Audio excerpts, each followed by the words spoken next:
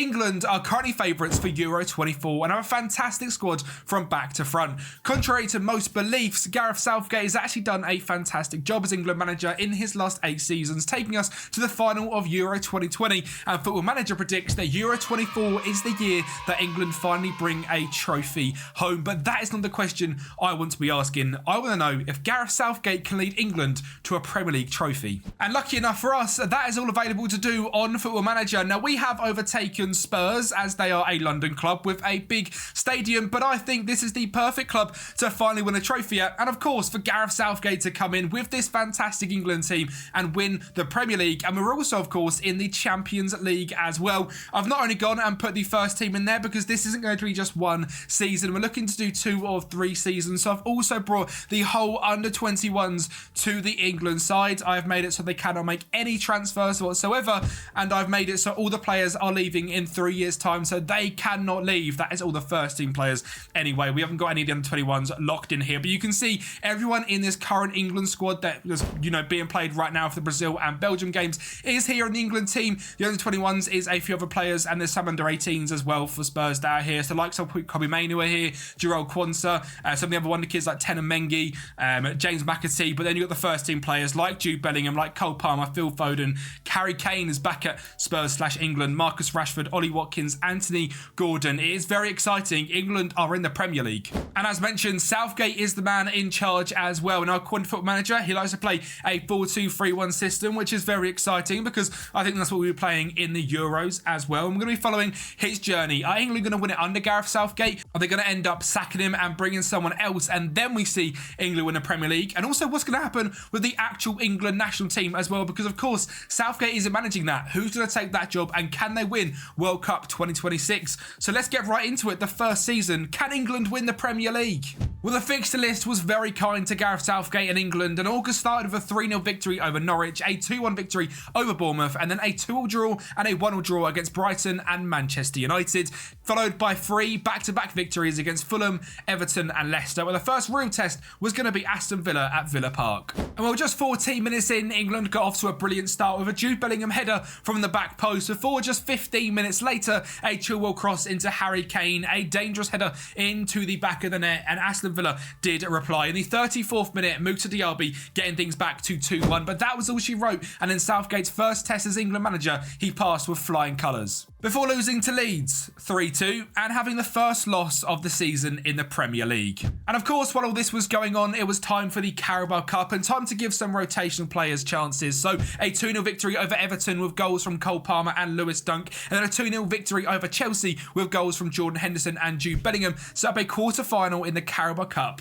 which was drawn against Manchester City, and you'd have to say whoever wins this would be favourites for the trophy. Well, a fantastic ball from Conor Gallagher through to James Maddison made it a 1-0 victory, the only goal of the game, and Spurs were through to the semi-finals of the Carabao Cup. And of course, that was all to come. Back into the Premier League, a 2-0 victory over Palace, a 4-0 against West Ham with a Bukayo Saka quadruple goal scoring, all within 10 minutes. A first-minute goal, a 4th-minute penalty, a 6th-minute goal, and a 10th-minute goal. Is that the quickest ever 4 goals in the world? I've got no idea, but it's fantastic and an easy dispatch of West Ham United before a 2-0 victory over Newcastle. But it was time for the North London derby, Arsenal versus England. Well, just 4 minutes in, a Chilwell pass back to Declan Rice from distance makes it 1-0 Spurs. And obviously Declan Rice is not in this Arsenal side. He is here with England, as it is for all other players. So there is some teams that have been more heavily impacted than others, but for us, that doesn't matter. This is England, and we are looking to take over the Premier League. A second goal there for Marcus Rashford before Martinelli drives in from the left-hand side to make it 2-1. Declan Rice then plays a fantastic ball over the top to Marcus Rashford, who sets it back to Cole Palmer, picks the ball up again and smashes it past Jakob Hein to make it 3-1. And then Harry Kane gets on the ball, takes his time, finds Bukayo Saka, who whips the ball in to the back stick. No, he doesn't. He goes alone and puts it past Hein to make it 4-1 in an emphatic victory. And we really were looking like the real deal. Back into the League, a 1-0 victory against Brentford and a 2-0 victory over Wolves was just after a 2-1 loss to Nottingham Forest. So just 2 losses in the season, but things were looking fine and dandy. And then 2 draws to finish off this December period. A draw against Chelsea and a draw against Liverpool left us sitting pretty at the top of the Premier League table, just 1 point clear of Manchester City, 5 clear of Liverpool and 7 clear of Chelsea. Were England going to win it in season 1? Not if Manchester City had something to say about it. A 1-0 loss thanks to an Erling Haaland goal in the 85th minute meant we were back down to second place and City had taken the top spot. We finished off the 2024 calendar with a 4-1 victory over Bournemouth and started the 2025 with an emphatic 3-0 victory over Norwich before a 2-1 loss to Brighton, which set us up for the semi-finals of the Carabao Cup. And somehow we were drawn up against Oxford United. I've got no idea how that's happened, but they've got to the semi-finals of the Carabao Cup after dispatching with Manchester City. This is a bit of an easier game. A 22nd minute goal by Marcus Rashford before a John Stones goal, a Phil Foden goal, a Marcus Rashford goal, and another brace from Phil Foden, making it a hat-trick for Foden, a brace for Rashford, a goal for John Stones, and an emphatic 6-0 victory before quite a surprising 3-3 draw away at the Kassam Stadium, but a convincing win nevertheless, and we're through to the final of the Carabao Cup. Would Southgate lift a trophy in the first season with England? Well, it was the second best team in England, Liverpool, which are going to be taking on the task of stopping Southgate. And a goal from Salah early on before a Kvaratskhelia error knocks the ball off to Chilwell and makes it 1-1. We're back into the game. Gallagher finds Foden, who finds Bukayo Saka. He cuts in from the left-hand side. An own goal from Conor Bradley in the end, making things 2-1. Before Saka finds Foden sitting in that centre-back midfielder role, he finds Rice back into Foden. What a magical little move that was. And that is 3-1. We were convincing leaders so far, and with 10 minutes to go, Liverpool had something to say. Thiago finds Szoboszlai, cuts the ball back to Alexis McAllister, but it wasn't enough. And England and Southgate had lifted the Carabao Cup in Southgate's and England's first season in the Premier League. Huzzah, a trophy for England.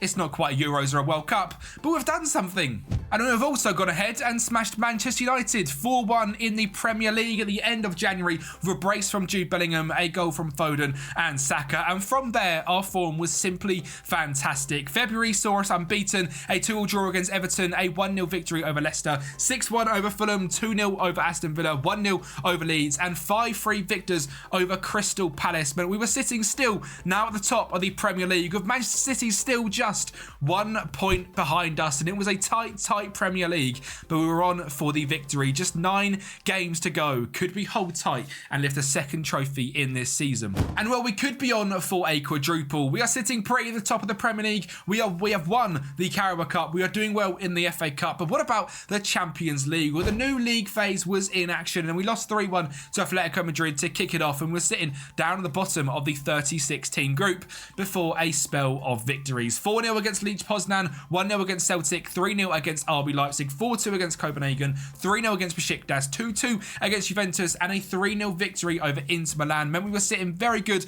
and very pretty in that top 8, meaning we'd qualify straight for the round of 16, sitting in 4th place with 6 wins, 1 draw and 1 loss. The round of 16 was up next, where we were drawn against Aston Villa. This was always going to be tough away at Villa Park, but Conor Gallagher got off to a brilliant start of a long-range effort, flying past Emiliano Martinez for Gallagher involved again, beats his man in the middle, drives to the edge of the box, finds Marcus Rashford, who finishes past Martinez for 2-0 in 33 minutes. Remember, in the away leg as well, we had taken control, and Aston Villa had nothing for us in this game. The 78th minute rolled around, and a Jarrod Bowen goal in the 78th minute made it 3-0, and we were taking a convincing lead into the home leg, where it was a 3-1 victory. Goals from Harry Kane, Kyle Walker and Jarrod Bowen, and the lone goal from Leon Bailey wasn't quite enough, and a 6-1 battering on aggregate set up the quarterfinals of the Champions League against a surprising team in Atalanta, where we got off to a fantastic start of Harry Kane scoring in the 28th minute, making us 1-0 leaders at home here, before Jude Bellingham in the 59th made it 2-0, and we had to go away to Italy to see if we could compete and get in to the semi-finals of the Champions League. And this was a much different game. A Harry Kane penalty in 9 minutes made us 1-0 leaders before Alexei Miranchuk scored in the 16th to make it 1-1. Rashford then scored to make it 2-1 before Gianluca Scamacca, yes, the old West Ham guy, makes it 2-2. Ben Chilwell makes it 3-2, and then Miranchuk a minute later makes it 3-3. John Stones makes it 4-3 in the 47th minute before Scamacca comes back and makes it 4-4 in a ding-dong battle, but that is all she wrote, and a 6-4 victory. We're into the semi-finals and we're facing up against Liverpool. First, and Darwin Núñez found the ball back to Trent Alexander-Arnold, who found Salah, and McAllister made it 1-0 in 15 minutes, and Liverpool took full control of the tie, making it 2-0 in the 50th minute of a Darwin Núñez header. We were lucky enough to get a goal back through James Maddison driving out to the left-hand side. He cuts all the way in, and another Conor Bradley own goal makes it 2-1. But that is it for the first leg, and we do lose the home leg 2-1 to Liverpool, and we had to go away to Anfield, which was always going to be a very difficult, almost impossible task, and a 35th minute Mo Salah goal made it 3-1 on aggregate before Alexis McAllister scored in the 90th minute, killing our hopes and dreams of lifting a Champions League, making it 4-1 on aggregate, and the Champions League wasn't going to be coming back to England. But what about the FA Cup? Well, in the third round, we were drawn against Millwall, and Jude Bellingham scored a brace to make us 2-1 victors, and for the fourth round we were drawn up against Fulham and a 2-0 win with Conor Gallagher and James Maddison getting the score sheets. At the fifth round, where I've got to say sorry to Tom FM. It was an absolute battering with 2 in goals from Lincoln players Freddie Draper and Hayden Cann before a brace from Cole Palmer, a brace for Marcus Rashford, a goal for Tyler Morton, and Bailey Adamson scored for Lincoln, but it was a 7-1 demolition. We set up a quarter-final against Manchester United, and it was that man Jude Bellingham again, the man we are pinning all of our hopes and dreams on for this summer, who scored a brace and made us winners in the quarter-finals of the FA Cup, where in the semis we would face up against Chelsea. And this didn't quite go to plan. Raheem Sterling, who didn't receive a call-up for this England international duty, so isn't in the squad, scored in the 7th minute before Mykhailo Mudryk decided he was the best player in the world, scoring the 10th, the 23rd and the 62nd to make it 4 goals for Chelsea and just the 1 for us, with a Phil Foden goal coming in the 32nd minute, but it was a 4-1 loss, and the FA Cup was also not going to be coming back to England. So the Carabao Cup has been secured, but it's now time to see the run-in for the Premier League. We are 1 point clear, 9 games to go. Can Southgate get that consistency together, and can England win the Premier League in the first time of asking? Or were we, in classic England fashion, going to bottle it all? A 2-2 draw against West Ham, a 0-0 draw against Arsenal, and Manchester City were back at the top of the Premier League table. We then go ahead and beat Newcastle 3-1 and Forest 2-0 before an emphatic 5-0 loss to Brentford.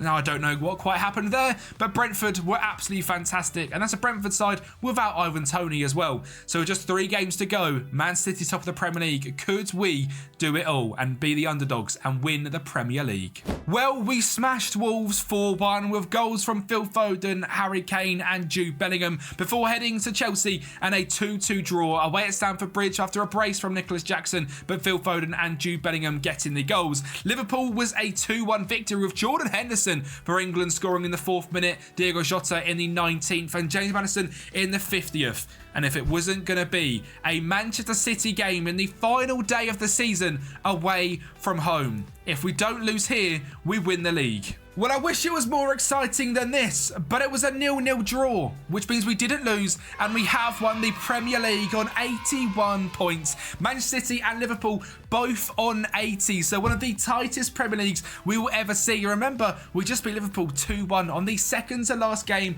of the season, and we've done just enough to go ahead and lift the Premier League trophy with England. Well, I say we, it was Gareth Southgate. I had absolutely nothing to do with this simulation. I simply picked the team, well, not even pick the team. I got the squad together, got Southgate in charge, spoke to a mate in the Premier League and got them to move a few things around, kicked Spurs out, brought England in, and we ended up lifting it all. A fantastic season overall with England. In the top goal scorers, Harry Kane was sitting down in 4th, with Haaland scoring a total of 10 more. No one in the player of the matches, but clean sheets, Aaron Ramsdale was fantastic, 17 in total, and Saka was also top of the assist chart with 12 goals. As we look through the team detailed stats, 83 goals goals scored from England, which is about 2.5 goals per game, which is brilliant. And in terms of conceded, we were just second to Chelsea with 36. Possession-wise, England sitting in 55% possession, but as I always say, the most important thing, the most points per game with 2.13. Now, I want to see who the standout players are for England. As we look through this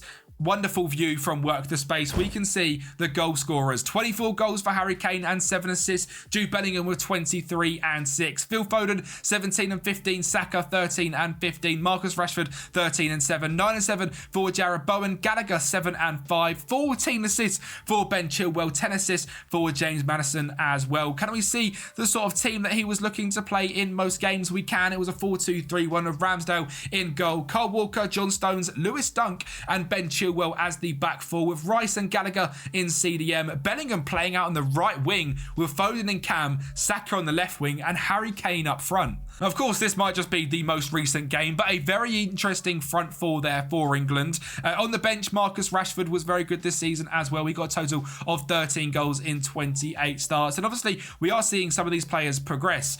The likes of Tyler Morton scored an all-important goal in the FA Cup and made 3 starts. James Trafford played a couple of games in goal, and he has recently been called up to the England first team as well, which is very, very exciting for him. A few players going out on loan, etc. But overall, it was the senior squad this season which took the reins and were simply brilliant. But it does set up the second season. Of course, Southgate is going to be in charge, and he's already won the Premier League. From here on out, things are going to go quite quickly. We'll go through the second season nice and quick, and we'll also go through season 3 as well, nice and quick. As we've completed the goal, the Premier League is with Southgate and England, but can they win the Champions League? Well, the season started with a 2-0 victory over Manchester City in the Premier League, meaning we have won the battle of the favourites. Are we going to be winning the Premier League back-to-back seasons? Well, a 1-1 draw against Brentford and Brighton probably saw things not quite going that way. We carried on being unbeaten through September with 2-1 victories over Palace, a 1-1 draw against Chelsea, and a 2-0 victory over Liverpool before a loss to Aston Villa in a 2-1 game.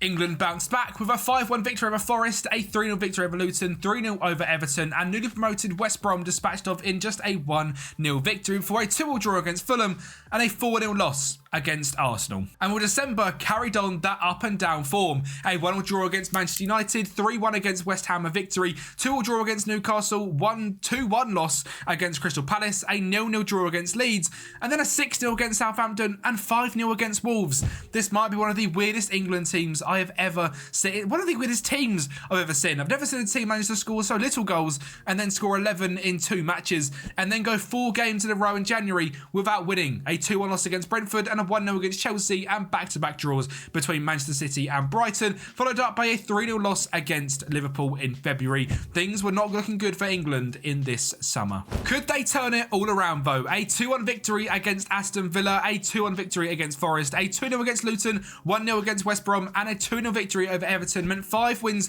in a row, and Southgate had got this England team back into the Champions League places and then proceeded to bottle everything. A 1-0 loss to Fulham, a 3-0 draw against Arsenal, 0-0 against United, 2-2 against West Ham, a 2-0 loss to Newcastle, winning another 5 games without winning after a 5-game winning streak, and then a win, a loss, and a win to end off this Premier League campaign. And the FA Cup didn't go much better either. They got to the 5th round and lost to Chelsea 3-0, and it might be one of the worst defences of a trophy I've ever seen, with a 3-1 loss to Leeds in the 3rd round in the Carabao Cup. The Champions League didn't exactly go brilliant either. They did get through the league phase in the top 8, but got to the round of 16 where they did beat Bayern Munich, and then the quarterfinals where they got pumped to PSG 5-1 on aggregate. So sadly not going through in the Champions League, but a trophyless season for Gareth Southgate as they finished down in 6th place in the Premier League, a whole 18 points away from the points tally they got last season, with no one becoming top goal scorer, Saka still dominating on assists, no one keeping clean sheets, and it ended up costing Gareth Southgate his England job, with Chris Davies coming in as the caretaker manager for the end of the season in December. Well, that's why it turned around really, because Southgate got sacked England weren't going to be in the Champions League for season 3, but we are going to have a new manager in charge to see if he can turn this England team around from finishing 6th in the Premier League to winning it in season 3, or are the players going to be too old, and has the England team missed its chance? Well, the man in charge was none other than serial winner Luis Enrique, which should be very, very exciting because he is a fantastic manager. But could he take England to being Premier League champions 2 times in 3 seasons? And can he win a Europa League, an FA Cup, or a Carabao Cup? Well, it's all to find out. A victory over Aston Villa to kick the season off was brilliant before a loss to Norwich, followed by 2 back-to-back 5-0 victories against West Ham and Crystal Palace, and then 3 victories in a row in September as well meant Luis Enrique was settling here at England very well. We carried on unbeaten with a victory over Wolves and a draw to Everton before 4 draws in a row in November. 1-1 against Southampton, 3-0 against Chelsea, 0-0 against Leicester, and 1-0 against Leeds. December, also quite up and down. 3 victories in a row, Newcastle, Fulham and Liverpool, before losing to Manchester United and Arsenal, but then beating Manchester City and Burnley. I think it's safe to say things are definitely better under Luis Enrique than they were under Gareth Southgate last season, but could he carry on this fantastic form? Well, January was also unbeaten. A 2-1 victory over Norwich, 0-0 against Fulham, 1-0 against West Ham, 2-0 over Palace and 4-1 over Brighton. A 1-1 draw against Brentford kicked off February before a 5-0 against Wolves and a 3-2 against Southampton. And then they got battered 5-0 against Everton. This England side decides sometimes it's going to be the best team in the world and sometimes it's going to get battered by FFP merchants Everton. Absolutely fantastic. A Leicester with 1-1 draw. We beat Leeds 3-1 and then lost 4 in a row against Newcastle, Fulham, Liverpool, and then lost Arsenal, and then draws against Manchester City and Chelsea for a victory on the final day of the season against Burnley. I think it's clear to see they weren't Premier League champions. 6th again. England have not won the Premier League again. Gareth Southgate in 2024, that is our only chance of winning the Premier League in this alternate universe, in this impossible realm where England are in the Premier League. It is what it is, all right? But it's pretty cool that we've managed to do it. Are they going to go ahead and win the FA Cup? Well, sadly not. They got a 5th rounded by Aston Villa on penalties, so they can't even win the oldest competition in English history as England, which is shocking. And the Carabao Cup, the worst back-to-back defence in the world, also knocked out in the 3rd round. Granted, to Manchester City, quite a decent side, but I have to say, things were not looking good. We are, however, going to go into the Europa League, and the league phase, similar to how it has been in the Champions League, was absolutely brilliant, where we absolutely smashed it. Round of 16 was Athletic Bilbao with 3-1 victories and 4-1 victories, and the quarterfinals faced us up against FC Midtjylland, which was always going to be fairly easy. A 4-1 victory and a 5-1 victory, before heading to the semi-finals against Manchester United, where in the first leg at Old Trafford we ran away 2-0 winners before heading to the Tottenham Hotspur Stadium. We drew 2-2, we set up a final against Napoli. And what a great way to finish off this little mini experiment. Could England become European champions? Well, Europa League champions. Anyway, well, Victor Osimhen's got anything to say about it 30 minutes in? No, we can't. Maddison does find Rashford. He finds Jarrod Bowen, a fantastic 1-2 round the corner, who finds Rashford, and Bowen pokes at home for 1-1. But it was dreaded penalties for England, and we all know how this is going to go. It's England. It's not going to go well. Jude Bellingham does score before Undav hits the post, and maybe this is a different England side. Watkins scores to make it 2-0 before Alex Garcia makes it 2-1. Declan Rice steps up, makes it 3-1. England, 3 out of 3 penalties. What universe is this? Gomez makes it 3-2 before Maddison makes it 4-2, and Napoli missed the final penalty, and England were champions of Europe using the Europa League on penalties. Absolutely fantastic, I suppose. Kind of. But we have answered the question. What would happen if England were in the Premier League? Well, the 2024 season, with this current England call-up squad, they would win the Premier League, which is absolutely brilliant. Do you think we'll win the Euros? Get it down in the comments down below. And if this is your first time on the channel, make sure to check out some of the other videos down here and subscribe. And I'll speak to you next time.